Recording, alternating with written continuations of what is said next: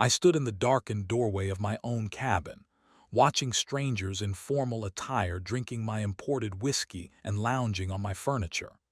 Alina Winters, the HOA president, was holding court by the fireplace, gesturing dramatically as the county commissioner nodded along to whatever tale she was spinning.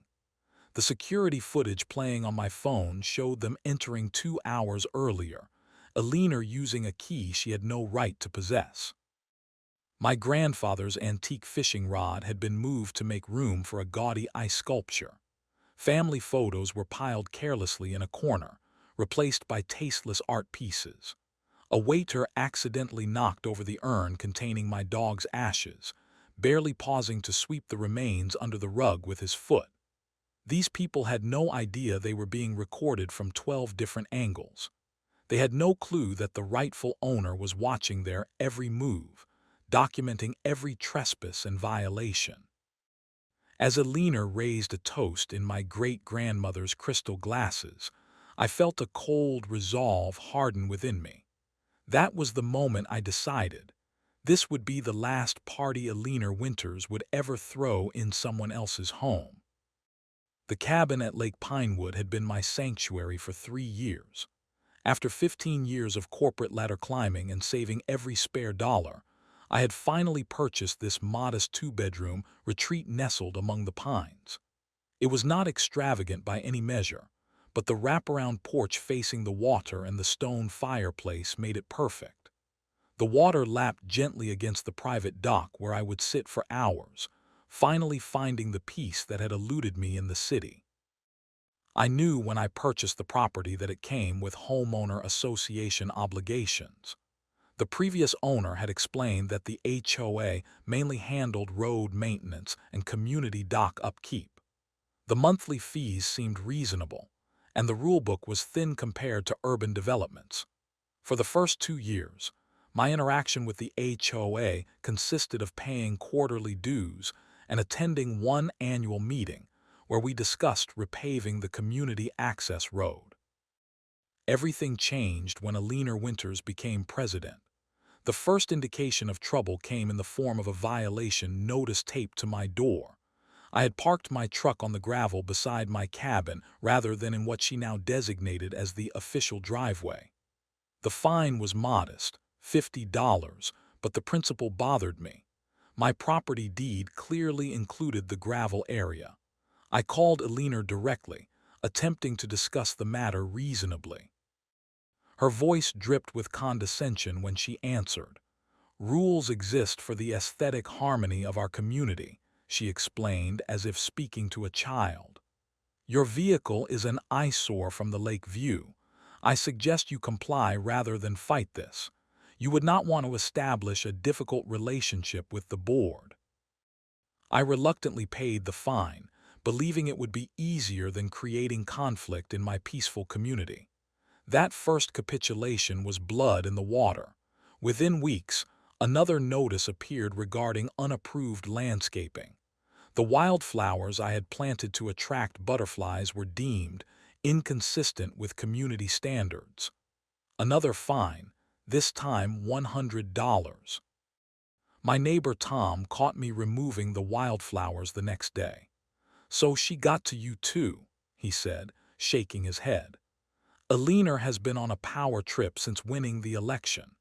Did you know she used the Williams family cabin for her daughter's graduation party while they were away visiting relatives?" I looked at him in disbelief. "She used their property without permission." Tom nodded grimly, claimed it was an emergency board meeting location that expanded into a celebration. The Williams were too afraid of her connections to pursue it. Her brother-in-law is the county commissioner, and her best friend is married to the police chief. Nobody wants to cross Alina in this town.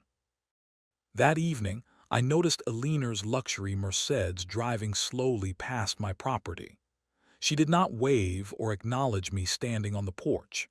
Instead, she pulled over just beyond my property line and began taking photos with her phone.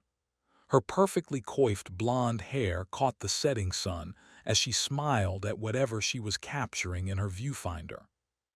When she pulled away, I felt a sense of foreboding settle over my once peaceful retreat.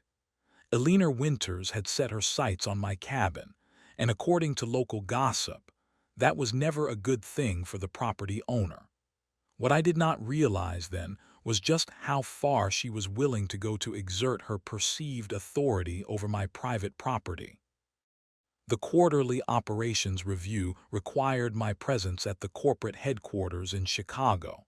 I had prepared meticulously for the presentation, but I was equally meticulous about securing my cabin before departure. Recent interactions with Eleanor had left me uneasy. I installed 3 weatherproof security cameras disguised as birdhouses, one facing the driveway, another monitoring the front door, and the third overlooking the back deck and lake access. I programmed the system to send alerts to my phone for any motion detection. The morning of my departure, I double-checked all windows and doors, activated the security system, and headed to the airport. My presentation was scheduled for early the following morning, giving me plenty of time to settle into the hotel and review my materials once more before the meeting. The flight landed on schedule, and I checked into my hotel without incident. After ordering room service and spreading my presentation materials across the desk, I settled in for a final review. The notification sound from my phone interrupted my concentration. The driveway camera had detected motion. I expected to see a deer or perhaps a neighbor walking their dog past my property. Instead, the security feed showed Eleanor's Mercedes pulling into my driveway. I sat upright, my dinner forgotten as I watched her emerge from the vehicle in a tailored pantsuit, phone pressed to her ear. She glanced around furtively before approaching my front door. To my absolute shock, she produced a key from her purse and inserted it into my lock. The door swung open, and Eleanor disappeared inside my home. I frantically switched to the interior camera feed. Eleanor was walking through my living room, gesturing as she spoke on the phone. "Yes, it is perfect," she said, her voice slightly tinny through the camera's microphone. "The view is exactly what we need for the fundraiser. The owner is away until Sunday night. We have plenty of time to set up and clean afterward. He will never know." My hands trembled as I called the local sheriff's office. The deputy who answered sounded bored as I explained the situation. "Sir, as HOA president, Ms. Winters does have emergency access rights to properties within the association," he explained without enthusiasm. "This is not an emergency," I insisted. "She is planning an unauthorized event in my home."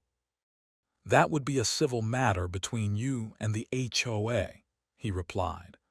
"I suggest you contact your HOA board or speak with Ms. Winters directly."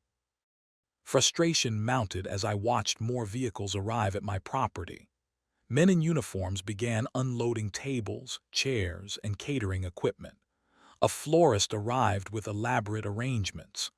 Workers rearranged my furniture, pushing personal items aside to make room for their event setup. My family photos were removed from the mantel and replaced with elegant candle arrangements. I tried calling Eleanor repeatedly, but she sent each call to voicemail. I left increasingly urgent messages that went unanswered. By evening, my security cameras revealed a transformed space. My rustic cabin now resembled an upscale event venue. String lights had been hung across my deck. A bar had been established in the corner of my living room, stocked with liquor I did not recognize. A string quartet set up their instruments by the large picture window overlooking the lake. At 7 o'clock, guests began to arrive. Luxury vehicles lined my driveway and spilled onto the access road. Women in cocktail dresses and men in suits entered my home, greeting Eleanor as if she were the gracious host. Through the camera audio, I could hear fragments of conversation as people complimented her, lovely cabin, and the spectacular view. "Eleanor, you have been holding out on us," a gray-haired man I recognized as the county commissioner said loudly enough for the camera to capture. "I had no idea you had such a charming lake property." Eleanor smiled, not bothering to correct him. "I do not like to brag, Harold, but I thought this venue would be perfect for our annual fundraiser. The lake setting adds just the right touch of exclusivity, does it not?" I watched in helpless rage as strangers made themselves comfortable in my personal space. Someone spilled red wine on my hand-woven rug, a souvenir from my travels in Peru. Another guest placed a lit cigar on the edge of my grandfather's handcrafted table, leaving a permanent burn mark. Through it all, Eleanor glided from group to group, accepting compliments and congratulations as if everything around her belonged to her. From my hotel room 400 miles away, I could only document the violation through recorded video and screenshots. With each passing hour, my shock gave way to cold, calculated anger. Eleanor Winters had crossed a line that could not be uncrossed. As I watched strangers invade my sanctuary, I began to formulate a plan. The party continued well past midnight. I remained awake in my hotel room, documenting every trespass, every careless act of destruction. My laptop screen illuminated my face in the darkened room as I created folders for the evidence: property entry, property damage, false ownership claims. One guest knocked over a shelf containing my collection of hand-carved Odin figures, scattering them across the floor. Several pieces broke upon impact. No one bothered to pick them up. Sleep was impossible as I watched strangers violate my personal space. When the last guests finally departed at 3 in the morning, Eleanor and 2 other women remained behind. They made a cursory attempt at cleaning, removing obvious garbage but leaving furniture rearranged and personal items displaced. Eleanor did a final walkthrough, speaking into her phone. "The fundraiser was a complete success," she said to whoever was on the line. "We raised over $20,000 for the campaign. Harold was extremely pleased with the venue. He specifically mentioned how impressed he was with my Little Lake retreat. I see no reason to correct such assumptions when they benefit us both." After they departed, I called the sheriff's office again, this time requesting an officer visit my property to document the trespass. The response was even less helpful than before. "Sir, without you physically present to file a report, there is little we can do," the deputy explained. "Additionally, if Ms. Winters used a key, it is difficult to establish unlawful entry. These matters are typically best resolved through your HOA dispute procedures." My business meeting the next morning was a blur. Colleagues noted my distraction, but I managed to deliver my presentation adequately. The moment it concluded, I booked an earlier return flight and began researching my legal options. During my layover in Detroit, I contacted 3 different attorneys, finally finding one who specialized in property law and HOA disputes. "What you are describing is definitely unauthorized use of your property," Attorney Lawrence Simmons said after I explained the situation. "However, pursuing legal action against an HOA president with local connections can be challenging. The sheriff's initial response indicates the uphill battle you might face." "I have video evidence," I insisted. "Hours of footage showing the unauthorized entry and use of my property." "That helps," he acknowledged. "But these cases often become he said she said situations. HOA emergency access provisions give board members certain rights that can be broadly interpreted. If she claims there was a water leak or other emergency that initially brought her to your property, it complicates matters." While waiting for my connecting flight, I received a text message from Tom, my neighbor. Heard about Alina's fundraiser at your place, the message read. Not the first time she has done this. The Hendersons caught her using their hot tub last summer when they were away. The Paulsons found out she hosted a book club in their sunroom. Nobody pushes back because of her connections. I texted back, has anyone tried to stop her? The response came quickly. James Miller filed a complaint with the county. Suddenly found himself facing building code violations on his dock. Melissa Chen reported Alina to the HOA board. 3 board members resigned the following week, replaced by Alina's friends. See the pattern. Before boarding my flight, I called another neighbor, Sarah Jensen, who had lived at Lake Pinewood for over 15 years. Her insight proved invaluable. Alina's brother-in-law Harold has been county commissioner for 12 years, Sarah explained. Her best friend Lisa is married to Police Chief Dawson. Her husband plays golf weekly with Judge Montgomery. She has cultivated these relationships carefully, creating a network that protects her from consequences. There must be some authority that can hold her accountable, I argued.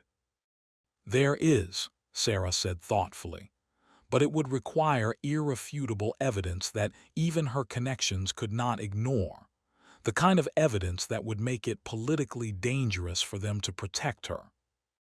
The plane landed just after sunset. I rented a car and drove directly to my cabin, arrived at midnight to an emotional scene. The property appeared normal from the outside, but inside told a different story. Wine stains marred the floors. Cigarette burns dotted wooden surfaces. My bookshelves had been rearranged to accommodate decorative items that the cleanup crew had forgotten to remove. Most disturbing was the master bedroom. Someone had slept in my bed. The sheets were rumpled and carried the scent of unfamiliar perfume. The bathroom contained makeup residue in the sink and a damp towel on the floor. Alina had not only used my cabin for a party, she had stayed overnight in my personal space. As I surveyed the damage, a plan began forming. Attorney Simmons had explained that I needed irrefutable evidence that not even Alina's connections could dismiss. If Alina Winters had made my cabin her personal event venue once, statistics suggested she would do it again. Next time, I would be prepared with more than basic security cameras. Next time, I would create a case so solid that not even the county commission could ignore it. Morning light streamed through the windows, illuminating the full extent of the damage to my cabin. Beyond the visible stains and burns, I discovered more distressing violations. My liquor cabinet had been emptied, expensive bottles consumed or simply taken. The antique fishing rod that had belonged to my grandfather was damaged, the delicate guide eyes bent from careless handling. Most disturbing was finding my dog's memorial urn moved from its place of honor on the bookshelf to a dusty corner behind a potted plant. Jasper had been my loyal companion for 12 years. His remains deserved better than to be treated as an inconvenient decoration. I was photographing a particularly egregious wine stain on an heirloom quilt when a sharp knock interrupted me. Through the window, I recognized Alina's Mercedes parked in my driveway. I took a deep breath, composing myself before opening the door.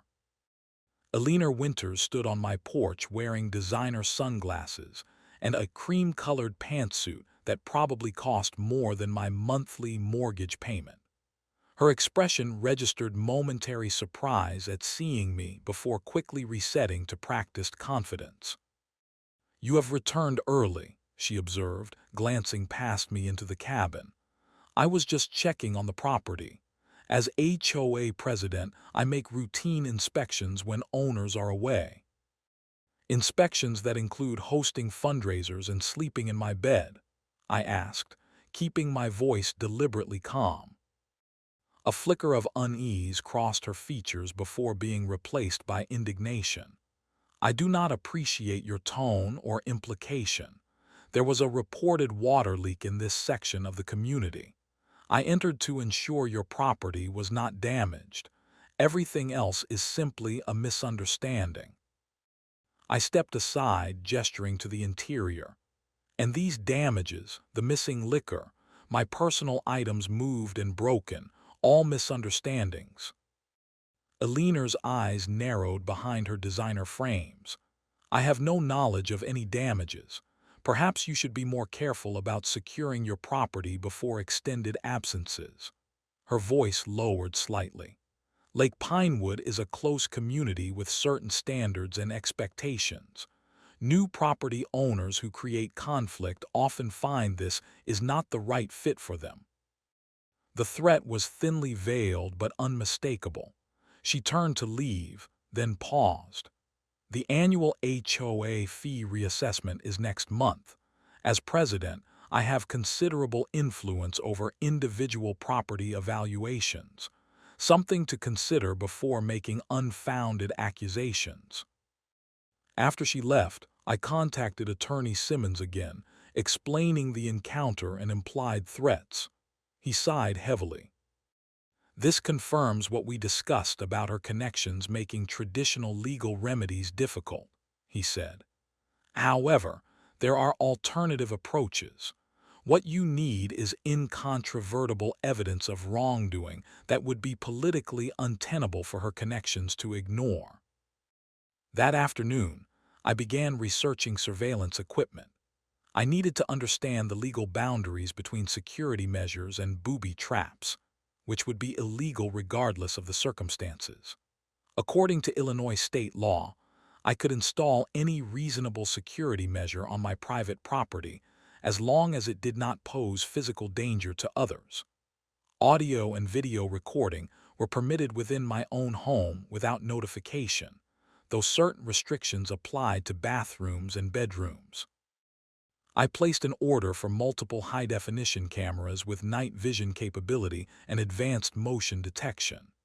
Unlike my previous basic security cameras, these would provide crystal-clear video and audio from every angle. I selected models disguised as ordinary household objects: smoke detectors, wall clocks, air fresheners, and even a coffee maker with a built-in camera. For the next 3 days, I worked methodically, installing the sophisticated surveillance network throughout my cabin. Each device connected to a secure cloud server that would store footage regardless of what happened to the physical equipment. The bedroom and bathroom received audio-only monitoring to comply with privacy laws. The main living areas, kitchen, and deck were covered by overlapping video and audio surveillance, ensuring no conversation or action would go unrecorded. I reorganized my belongings strategically, creating tempting scenarios for potential misconduct. I placed a new collection of premium liquor in a prominent cabinet, each bottle subtly marked to identify if any contents were consumed. I positioned valuable items where they would likely be moved if the space were repurposed for a gathering.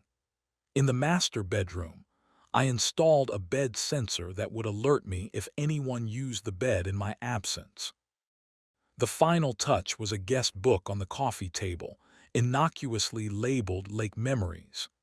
Hidden inside the leather cover was a high-quality microphone that would activate with nearby conversation. I wrote a few innocuous entries about fishing and sunsets to make it appear used and personal. With the preparations complete, I needed to create the opportunity for Eleanor to take the bait. I visited the local grocery store, knowing it was a community hub for gossip. While selecting produce, I spoke loudly into my phone about an upcoming business trip. "Yes, I will be gone all next weekend," I said to no one in particular, making sure nearby shoppers could overhear. "The Chicago presentation went so well they want me at the New York office for the entire product launch. I will be gone from Thursday through Monday at minimum." Later that day, I made a similar show at the community mailboxes, discussing my unavoidable business trip, with a neighbor while Eleanor's close friend Susan collected her mail nearby. I casually mentioned frustration about leaving my cabin unoccupied for another 5 days, so soon after my previous trip. The final step involved actually booking flights and a hotel room, electronic records that could be discovered if anyone checked. I needed the appearance of absence to be convincing. However, I had no intention of traveling farther than the small rental cabin across the lake, which offered a direct view of my property through binoculars. On Thursday morning, I loaded luggage into my car, waved goodbye to a neighbor, and drove away from Lake Pinewood. Anyone watching would assume I was headed to the airport. Instead, I took a circuitous route through back roads, eventually returning to the lake community from the opposite direction. I checked into the rental cabin under a friend's name, set up my monitoring equipment, and waited. The trap was set. Now I just needed Eleanor Winters to take the bait. The waiting game began Thursday evening. I established a surveillance center in the rented cabin, with multiple monitors displaying live feeds from my property. The first day passed uneventfully. No unusual activity appeared on the cameras beyond a squirrel investigating the bird feeder on my deck. I maintained vigilance, reviewing recorded footage during brief sleep breaks to ensure I missed nothing. Friday morning brought the first sign that my plan was working.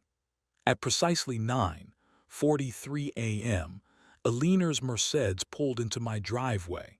She remained in her vehicle for several minutes, apparently making phone calls. The directional microphone I had installed near the parking area captured fragments of her conversation. "The property will be perfect," she said to someone. "The owner is away on extended business until Tuesday. Yes, I already confirmed. This location has the Lakeview Herald specifically requested for the dinner. The commissioner needs something impressive for the state representatives." Eleanor exited her vehicle and approached my front door. She knocked first, a performance for any neighbors who might be watching. After waiting an appropriate interval, she retrieved a key from her purse, a duplicate she had apparently made during her previous unauthorized entry. The security system registered the door opening at 9:52 a.m. Inside my cabin, Eleanor conducted a thorough walkthrough, speaking into her phone as she assessed each room. "We will need seating for 18 at minimum," she instructed someone. "The deck can accommodate the cocktail hour. The living room will need rearrangement for the formal dinner. Clear out any personal items that detract from the ambience." She opened my liquor cabinet, examining the premium bottles I had strategically placed there. "Excellent selection already available," she noted. "Supplement with additional champagne and that special reserve Bourbon Herald prefers." The bedroom camera detected motion as Eleanor entered my private space. The audio recording captured her opening and closing drawers, presumably looking for items to remove or hide during her event. "These family photos need to go," she muttered. "And that hideous dog urn. Store everything in the owner's closet." By mid-afternoon, Eleanor had departed, but my surveillance system continued recording activity throughout the day. At 2:17 p.m., a florist arrived to measure spaces for arrangements. At 3:45 p.m., two men in uniforms conducted what appeared to be a catering site inspection. Each visitor was given a tour by Eleanor, who had returned to oversee the preparations. "Commissioner Bradley is bringing the state transportation secretary and two committee members," she explained to the caterer. "This dinner could secure funding for our expressway project, which means lucrative contracts. Everything must be flawless." Saturday morning brought increased activity. Delivery trucks arrived carrying tables, chairs, linens, and decorative elements. Workers transformed my rustic cabin into an elegant dining venue under Alina's exacting supervision. My personal belongings were systematically removed from visible areas, stored carelessly in closets and cabinets. The surveillance system recorded every instance of disrespect toward my property. "Mrs. Winters," one worker called out, holding the framed photo of my parents that normally sat on my desk. "Where should I put this?" Alina barely glanced up from her clipboard. "With the other personal items in the bedroom closet, and be careful with the frame, it looks expensive. We do not want any provable damages." That single sentence confirmed her awareness that she was committing an actionable offense. The admission was now preserved in high-definition video with crystal-clear audio. By Saturday evening, the transformation was complete. My cabin no longer resembled my personal space. Crystal glassware had replaced my everyday dishes. Elaborate floral arrangements occupied every surface. A string quartet set up their instruments on the deck. Professional lighting had been installed to highlight architectural features of the cabin. At precisely 6:00 p.m., Alina arrived wearing an evening gown, accompanied by her husband Richard in a tuxedo. They conducted a final inspection of the space before the first guests arrived 30 minutes later. The guest list proved even more significant than I had anticipated. Beyond County Commissioner Harold Bradley and his wife, attendees included Police Chief Dawson, Judge Montgomery, the State Transportation Secretary, 2 state representatives, and several prominent business owners from surrounding counties. From my vantage point across the lake, I observed luxury vehicles filling my driveway and lining the access road. Inside, my surveillance system captured introductions and pleasantries as Alina welcomed each guest as if the property were her own. "Harold, welcome to our lake retreat," she greeted the commissioner with air kisses. "The secretary and representatives are already enjoying cocktails on the deck.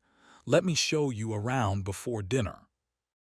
"Alina, you have outdone yourself," Commissioner Bradley responded, handing his coat to a hired attendant. "When you mentioned a lakeside dinner, I pictured something charming but rustic. This is positively elegant." "Only the best for our distinguished guests," Alina replied, leading him through my living room.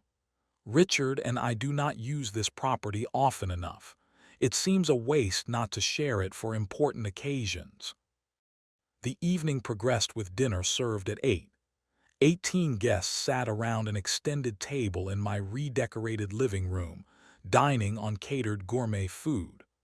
Wine flowed freely from bottles that had not come from my collection. Conversations centered on political connections, upcoming projects, and funding allocations. "The expressway expansion is virtually guaranteed," Commissioner Bradley announced after his third glass of bourbon, my bourbon. "The Transportation Secretary has expressed his full support. Tomorrow's site visit is merely a formality."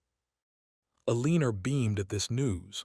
"And the construction contracts?" she asked casually. "The preliminary bidder list includes Winters Development Group," the commissioner confirmed with a knowing smile toward Alina's husband. "The committee appreciates companies with local connections and understanding." By midnight, the formal dinner had transitioned to a more relaxed gathering. Some guests departed while core members of Alina's inner circle remained, including the commissioner, the police chief, and Judge Montgomery. Their conversation turned increasingly candid as alcohol lowered inhibitions. "I must say, Alina," Chief Dawson remarked, examining my living room with approval, "you have managed to keep this property quite the secret, even from those of us who thought we knew all your assets." Alina laughed, a sound my microphones captured with perfect clarity. "A woman must maintain some mysteries, Chief. Besides, Explaining certain property arrangements can be so tedious. Better to simply enjoy the benefits without bureaucratic complications. This veiled admission, combined with the evening's substantial documentation of false ownership claims, completed the evidence I needed. Every incriminating statement, every unauthorized action, every abuse of position and connection had been meticulously recorded from multiple angles. From my observation point across the lake, I packed my overnight bag and prepared for the final phase of my plan. The time had come to spring the trap. The night air carried sounds of laughter across the water as I navigated the darkened forest path around the lake perimeter. I had chosen this route carefully, avoiding the main road where guests' vehicles and possibly security personnel might notice my approach. My phone displayed the live security feed from my cabin, allowing me to track the party's progress and time my arrival for maximum impact. The gathering had evolved into a smaller but more intimate affair. Approximately 10 people remained, including all the key players in Alina's web of influence. They had moved to my deck, enjoying cordials under tea. He string lights while discussing how the transportation project would benefit their various interests. Commissioner Bradley was describing potential real estate developments along the planned expressway route, developments that would apparently involve Richard Winter's construction company. I approached my property from the wooded lakeside area behind the cabin, avoiding the illuminated front where valets remained stationed with guests' vehicles. The back entrance key granted me silent access to the mudroom. I removed my hiking boots to ensure quiet movement and accessed the surveillance system controls through my phone, activating the recording function on every device simultaneously. Whatever happened next would be documented from multiple angles with redundant backups. I could hear Alina holding court on the deck, her voice carrying through the open sliding door. The beauty of lake property investments is their consistent appreciation, she was explaining to the group, especially when one has advanced knowledge of infrastructure improvements that increase accessibility. The police chief laughed. Alina always has been 3 steps ahead in the investment game. Remember that parcel north of town everyone thought was worthless until the hospital expansion was announced? I moved through the darkened kitchen, observing trays of partially consumed hors d'oeuvres and empty champagne bottles. The caterers had departed, leaving only the mess for someone else, presumably me, to clean up. I paused at the threshold between kitchen and living room, gathering my composure. The confrontation required precise handling to maximize its legal impact. With deliberate steps, I walked through my rearranged living room and approached the open deck door. I stood silently for a moment, observing the gathering before anyone noticed my presence. Alina sat in my handcrafted Adirondack chair, gesturing with my crystal tumbler filled with my aged scotch. Commissioner Bradley occupied the matching chair beside her, while others sat on imported furniture that had replaced my comfortable deck seating. Judge Montgomery noticed me first. His sentence about judicial appointments trailed off mid-word as our eyes met. The sudden silence prompted Alina to turn, her expression transforming from irritation at the interruption to shock at seeing me standing in the doorway. "Good evening," I said calmly, addressing the entire group. "I apologize for interrupting your gathering in my home, but I do not recall extending an invitation." Alina recovered quickly, rising from the chair with practiced poise. "This is a misunderstanding. You were away on business. As HOA president, I noticed suspicious activity around your property and organized an emergency response. At midnight, with formal attire and catering, I maintained an even tone while surveying the assembled guests. Commissioner Bradley, Chief Dawson, Judge Montgomery, I am surprised to find you participating in an unauthorized use of private property." The uncomfortable shifting among the officials was visible even in the dim lighting. The commissioner cleared his throat. Alina assured us this was her family's secondary property. If there has been a misunderstanding— "There is no misunderstanding," I interrupted, my voice remaining calm but firm. "This is my primary residence, purchased 3 years ago. I have never granted permission for its use in my absence. What is happening here constitutes criminal trespass at minimum." Alina's expression hardened.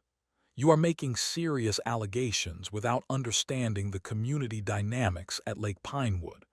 The HOA bylaws provide emergency access provisions that—" "Allow me to clarify several points," I interjected, removing my phone from my pocket. "First, this is not an emergency.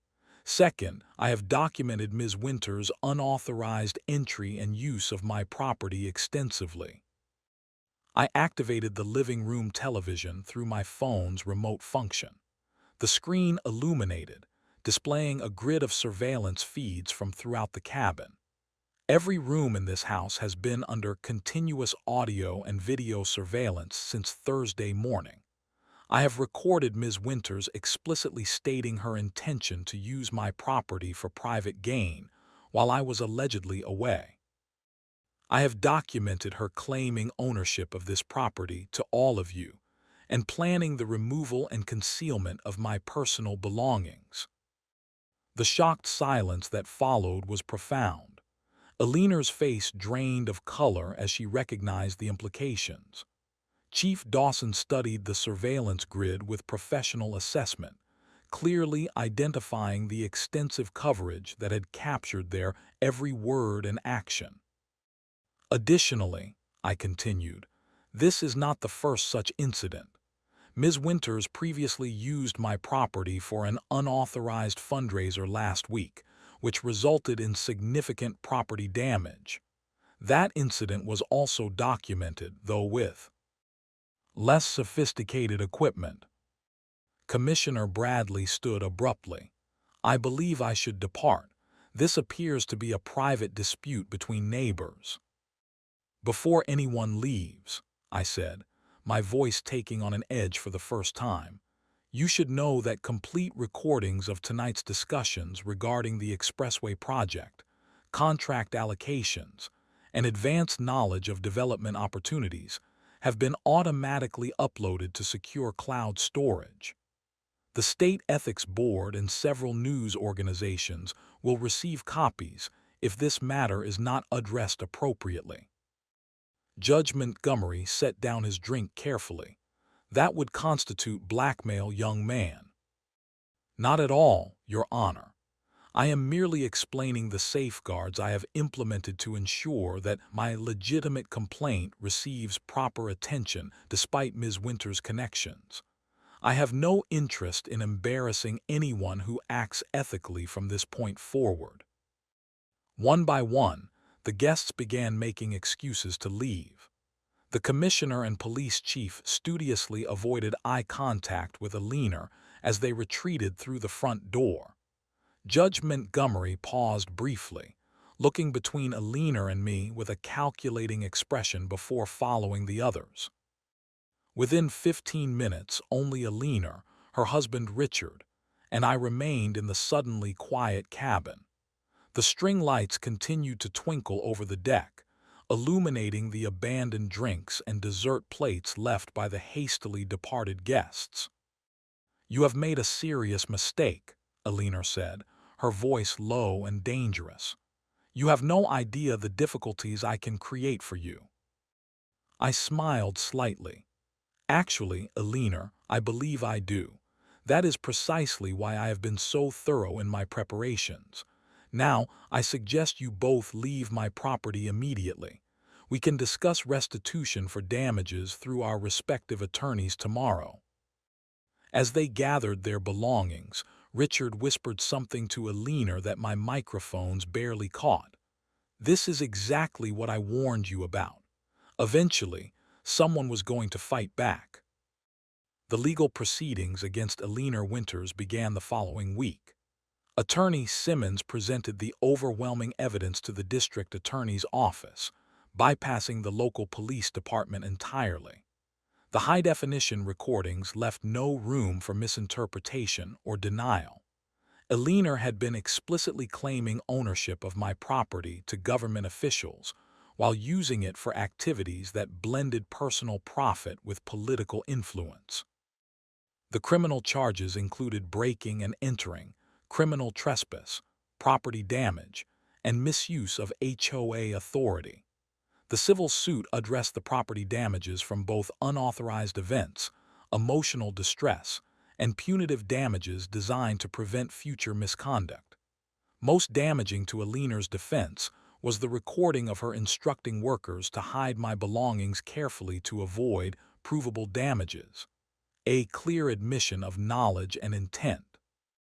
Commissioner Bradley and other officials quickly distanced themselves from Alina. When questioned about their presence at my cabin, they uniformly claimed they had been deceived about the property ownership. While this may have been technically true, the recordings of their conversations about insider dealings and preferential contracts created sufficient embarrassment to ensure they would not intervene on Alina's behalf. The community response proved even more significant than the legal proceedings. The scheduled HOA meeting the following month transformed into a referendum on leadership. Neighbors who had suffered similar abuses of power finally found the courage to speak out. The Hendersons described finding Alina using their hot tub during their vacation.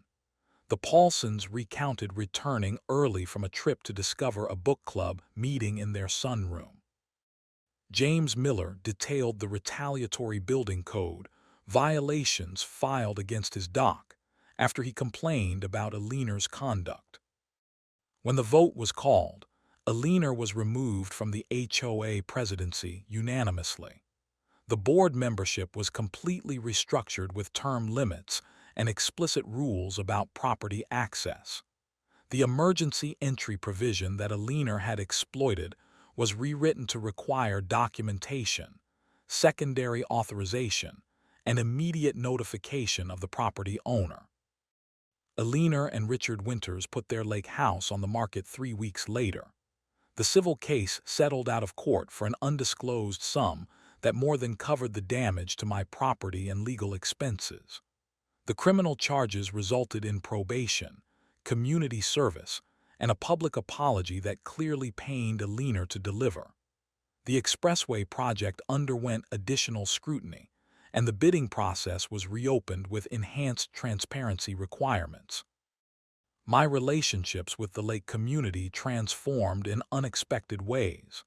Neighbors who had previously been distant or cautious began stopping by with small gifts and invitations. Sarah Jensen organized a community dock party to properly welcome me to Lake Pinewood. Tom helped me restore my deck furniture and remove all traces of Alina's decorative additions to my cabin. We should have stood together against her sooner, Tom admitted as we repaired the burn mark on my grandfather's table. Fear of retaliation kept everyone isolated. You showed us there is strength in documentation and persistence. The cabin gradually returned to being my sanctuary, though I maintained the upgraded security system as a precaution. The surveillance cameras remained, though fewer in number and focused primarily on external access points. Some neighbors jokingly referred to my property as the most secure cabin on the lake, but the term held respect rather than mockery. On peaceful evenings, I often sit on my dock watching the sunset reflect across the water. The experience with Alina taught me that protecting one's sanctuary sometimes requires more than locks and alarm systems. It requires courage to stand against those who abuse power and influence. More importantly, it demonstrated that justice, while not always swift, becomes inevitable when pursued with patience and thorough preparation. The lake community now operates with greater transparency and mutual respect. New residents receive a welcoming basket rather than a list of regulations. The HOA newsletter focuses on community improvements rather than violations and fines. When disputes arise, they are addressed through mediation and compromise rather than threats and connections. As for Alina Winters, I occasionally see her name in local news announcements for charity events in the city. Her social circle has narrowed considerably, and her political connections have grown more distant. The last I heard, Richard had opened a smaller construction company focused on residential renovations rather than government contracts. My grandfather used to say that the measure of a community is how it treats its newest members. Lake Pinewood failed that test under Alina's leadership, but it has since become the peaceful retreat I originally sought. The cabin remains my sanctuary, not despite what happened, but because I fought to make it so.